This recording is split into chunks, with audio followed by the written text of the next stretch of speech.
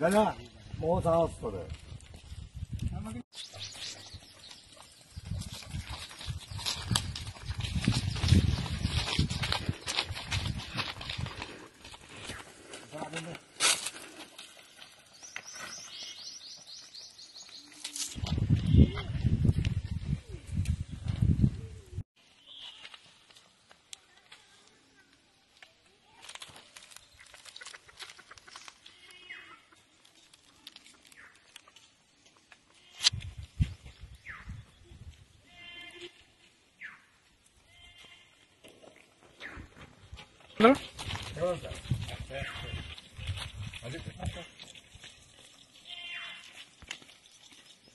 যে আমার নিজের কাকিমা আর কি 50 মিটার দূরে যে জমিন আছে তার সেই জমিনে গেছিলাম তোলা টানতে আর কি, ঠিক আছে।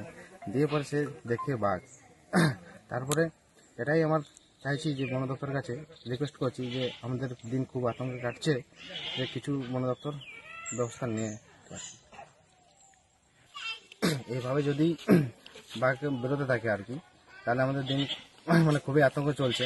এবং আমরা খাবো কি যদি না জমিনে যেতে পারি, না বনে যেতে পারি আর কি। এই বনে গেলে ছাগলের জন্য ডালপালা নিয়ে আসতে হয়, তো খুব দিনে আতঙ্ক বাড়ছে আর কি আমাদের। মাঠে গিয়েছিলাম, খেতে তোলা টানতেছিলাম, দেখতে দেখতে কিন্তু অত তাকায়নি। তারপর দাঁড়িয়ে করে যখন চারদিকে ভালছিলাম কোনো, তখন দেখছি হঠাৎ দেখছি ওখানে দেখছি একটু বসে আছে, দাঁড়িয়ে ভালতেছিলাম, বলছি দেখি জিনিসটা কি বটে।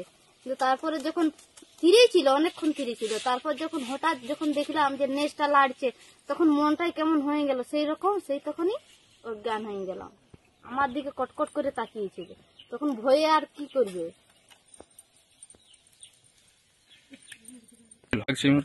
ভীষণ ভয়, জীবনটা তো বেরিয়ে যাচ্ছিল, এই এসে করে আমাকে গিলে খাই দেবো।